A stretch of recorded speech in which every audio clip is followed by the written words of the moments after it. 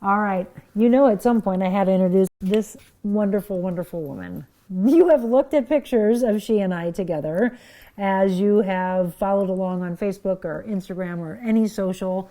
You have showed up on air with me on Fox, didn't you? Oh, yes. It's the most hilarious story ever. So my mom comes into the studio, and you all know that are in the business that when you try to walk off the camera, it's a certain way. And when you're in front of a green screen, it's the opposite direction. So it does throw you a little bit. What'd you do, Mom?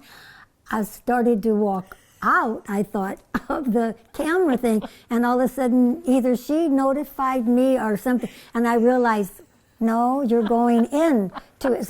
So I'm walking. All of a sudden I went, oh, okay. Then I go back. And I go, oh. Well, I'm doing my traffic report, mind you. And here's this moving mother behind me. Here comes this what's this little lady going back and forth? I was like, no, Mom, that way. Yeah, that's probably what. So I went, it was so funny. Oh, okay. So I started going the other way until I got out. You are my greatest inspiration. Thank you. My biggest role model. Yeah. Well, my most wonderful supporter, you and Dad. Yeah. Right? Right. Oh, yeah, and he is so proud of you. I know he is. He's so proud of you now. And getting you to do what you're supposed to do. What I'm supposed to do. Well, yeah, that, like from his heart, knowing that this is your love. Because he would, when she started in radio, and we was in Festus and... Yep. Festus, Missouri. And we could only pick it up by sitting out on the driveway in the car and then fishing for it to come up, and then he'd be so excited. Listening through the static, you told me. Listening to the static. He would drive at the bottom of the driveway and be on the curb and say, I can hear her. Then we could get it, The crazy thing is for me, I won't get emotional here, that's the only time he's ever heard me. He never got a chance to see hear me right. at WIL because my father passed, for those of you that have followed along. My dad died when I was 24 years old. Yes. But yeah, to hear that story of how he listened to me in my beginning years of radio, and then I always think about that. I'm like, oh gosh, Dad, I was at WIL and I'm so proud of all the things we did there, and at Fox too for 15 years, and at KSDK for 3 years, and it's just been a storied, amazing career that you've all let me be a part of in your homes. And I've just tried to continue to follow along the path that you've wanted for me, that Dad's wanted for me, that God's wanted for me. And the really crazy thing is, let's toast to this. You know how this whole thing came about, Mom? About how this big change came about? Mm-hmm. In July, everybody, I was in Cabo San Lucas, which is like our second home. We love going there. And I was in the gym working out. And all of a sudden I heard, hey, Monica. And it was my father's voice.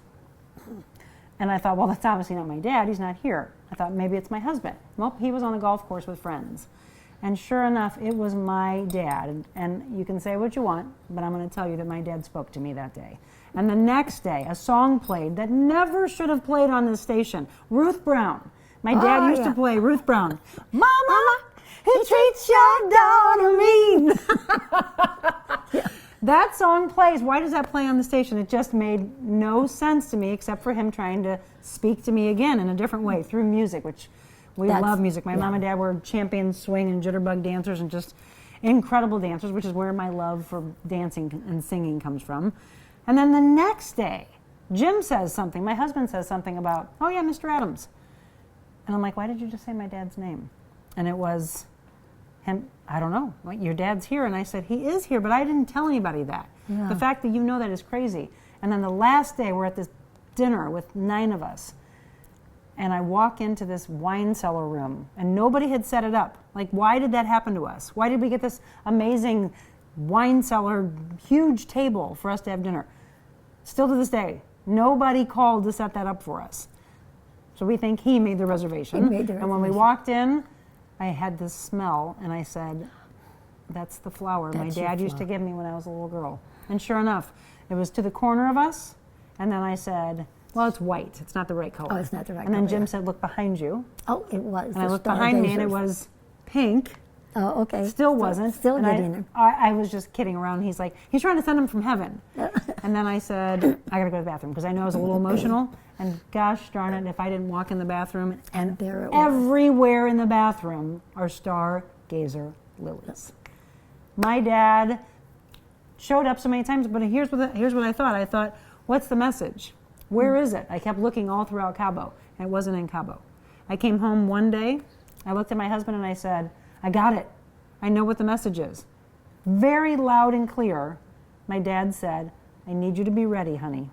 I need you to be ready like you've never been ready in your life. I didn't understand, and then everything started happening. The change in me leaving KSTK, all your passions, Monica. Are you ready? You've always wanted to blend and have a marriage with fashion and fitness. Mm-hmm. You wanted to pull together the life coaching. You wanted to do your own show. These are all things that organically are coming. And I know you're excited, but here's the thing I want to tell you before we do our toast. What was your prayer to God? That He guided you to do what it is that He wants you to do for Him. It wasn't like somebody said, I want you to say that you're going to get this, you're going to do that. And I go, no, He's going to guide you to where you're supposed to go. It was amazing because I never heard that until the day I realized the aha moment of where I was going. I said, Mom, you're not saying you want me to get this role. Yeah. You want me to have this position. All of a sudden I heard it again and I said, oh, you want me to follow what He wants for me. Yes. And this is what's happened. Yes. And we're launching this website.